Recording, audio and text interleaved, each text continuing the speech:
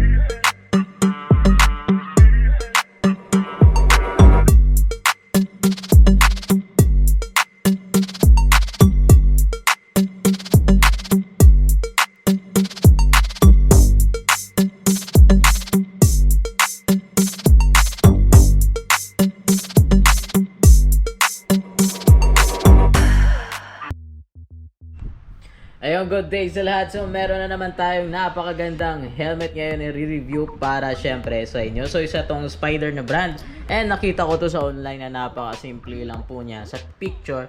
Pero nung dumating dito sa atin, syempre, nagandahan naman tayo. Kasi nga, merong pagkaiba or naiiba siya sa mga helmet na nakita natin or na-review natin dito sa YouTube channel natin and syempre sa Facebook page natin. So nga pala sa mga bago or makakapanood ng video natin, welcome po dito sa ating Facebook page, Cyclefield Iloilo, and syempre yung YouTube channel natin na Sputnik Moto. No? So welcome dito. So sa hindi nakaalam, sa mga baguhan natin dyan, so nagre-review tayo mostly ng mga helmet na entry level na branded syempre.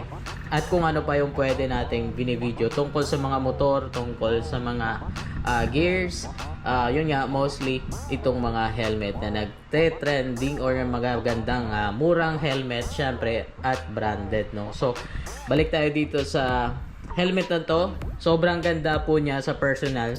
Sa picture kasi hindi ko to nakita. So ito yung pinagkaiba niya sa mga helmet na review natin. Meron po siyang parang aerodynamic na winglet dito. Ano bang tawag kay? Anong pwede kayong itawag this? Siguro parang ano na lang, aerodynamic winglet.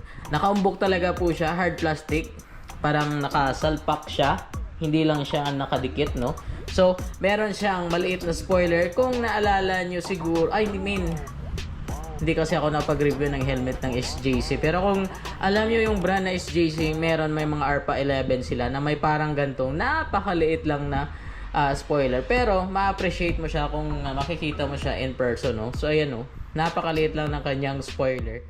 Ma-appreciate mo talaga siya in person. Pero sa video siguro or sa picture hindi masyado. Pero sa personal, napakaganda ng Spider Exor nga pala before natin makalimutan. So, ewan ko kung bakit Exo lang dito. Tapos, doon sa box kasi yung pangalan niya Exor. Meron siyang R, no? So, ano nga ba yung kagandaan ng helmet na to? Syempre, tatalakay natin, i-review. Hawakan natin syempre kung ano yung bigat. And kung ano yung nafe-feel natin or ano pa yung makita natin dito na maganda na specification dito sa isang helmet na to. So bagay ito, mapababae man or lalaki or ano pa man dyan. Napaka-compact lang ng kanyang design. Hindi siya kagaya ng iba na sobrang laki kapag sinusuot. Or nakita nyo naman siguro yung mga past na video natin na ibang brand na medyo mahaba, tapos medyo napaka-umbok ng pabilog. Merong pahaba naman na may spoiler pa. Pero kung naghahanap ka naman ng helmet na sobrang compact lang niya, and syempre safety, so ito yung marirequire ko kasi nga pasok to sa budget nyo, no? And napakaganda ng kanyang design. Siguro maganda din to sa pang high speed, no? Or mabilis ka magpatakbo, so napakaganda or bagay to sa iyo. So ayan, tingnan natin. So syempre dual visor, ito yung switch niya dito sa itaas. Meron siyang tawagin na to siguro natin winglet, tapos meron spoiler na maliit, and ito yung kanyang harap, and ito yung kanyang vents dito. So buksan natin. So nga pala, EXO lang yung pangalan. Kala ko kasi kanina EXOR. So yan po yung pangalan, Spider EXO. 22.06 certified, intercom ready, syempre ABS composite shell. Removable, washable naman halos lahat ng mga helmet na ngayon, scratch resistant, polycarbonate yung visor. Yung mga kagandahan sa mga visor ngayon, polycarbonate, nagbe-bend lang po siya, hindi siya nagsha-shattered kapag naapakan or nalaglag. So napakaganda yun na mga visor, no, para sa mga helmet natin. Buksan natin. Meron siyang minimal lock dito pero wala siyang switch, no. So ayan, and dito meron siyang water shield para hindi or water resistant shield o something na ganun yung tawag doon. Double seal dito na goma, yan kung nakikita nyo yan.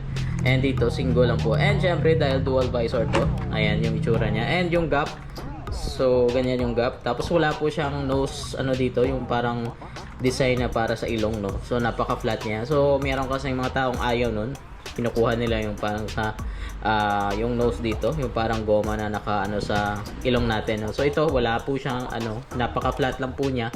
Tapos ito yung vents, tapos ito na yung visor, and wala naman masyadong yung lang, naganda ko yung build, and syempre yung pagka-compact niya and yung winglet dito. Siguro sasabi ko na sobrang napakaganda nito sa mga hindi naman gusto ng spoiler or naghahabol ka ng mga parang SJC na style na helmet, no. So ito yung mare-recommend ko.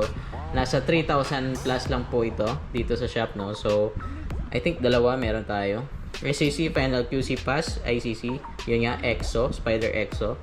Tapos may parang hard plastic dito na spoiler dito sa ilalim. And ayan, tignan natin kung gaano kaganda yung kanyang. Sa bigat nga pala, medyo siguro nasa 1.550 or 1.6 yung bigat nito. Close natin yan. At syempre meron siyang pin lock dito. Ayan. So nakaumbok lang yung kanyang pin lock, hindi kagaya ng iba na screw type or threaded type yung nilalagyan ng anti-fog or ng pin lock dito sa may labas. So ayan, pahigayin natin. So yan, isang quick release pa rin siya. Bakal. Ayan, bakal. Tapos quick release. And intercom ready. Sobrang space na dito sa kanyang intercom, no? May pabilog. And sa loob, napakasulit ng kanyang build quality. May pangalan pa sa loob na Spider. Ayan, napakaganda ng paddings hanggang doon sa pinakaloob. Tapos yung kanyang paddings na maganda din sa halagang 3,000 plus, no. So may chain curtain din na walang, yung iba kasi may pangalan na dito na brand. So sa kanya simple lang po siya.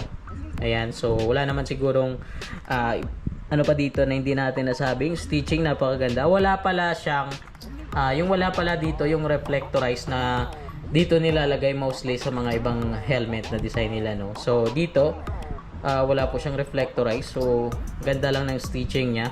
Tapos meron siyang emergency pull, ayos din, dual visor. So napakaganda to sa mga taong naghahanap dyan ng simple lang po siya pero napaka elegant na kulay black to. Mostly kasi yung kulay na na-release ng Spider EXO, glossy black. Ewan ko lang kung meron pa siyang ibang kulay. I think meron siyang white. So ayan, napakaganda ng build quality niya. So madali ang video lang to, hindi to masyadong mahaba. So i-compare natin to siguro kung ano pa yung available na magkasing price po sila. So, abangan nyo yan sa mga susunod natin na video tungkol sa mga helmet syempre. So, shoutout sa inyo sa mga panood nito. Salamat po. And sa lahat, sana ay nasagutan ko yung mga comment nyo doon or mga katanungan nyo. So, ayan, huwag kaligtaan mag-subscribe sa ating munting YouTube channel, Sputnik Moto. And syempre doon sa ating Facebook page, no? So, sana maabot natin yung target natin at makapag-raffle tayo and makapagbigay tayo ng isang helmet, no? Kung ano man yung gusto niya na helmet na available dito sa shop natin. So, salamat sa pagpanood. Peace.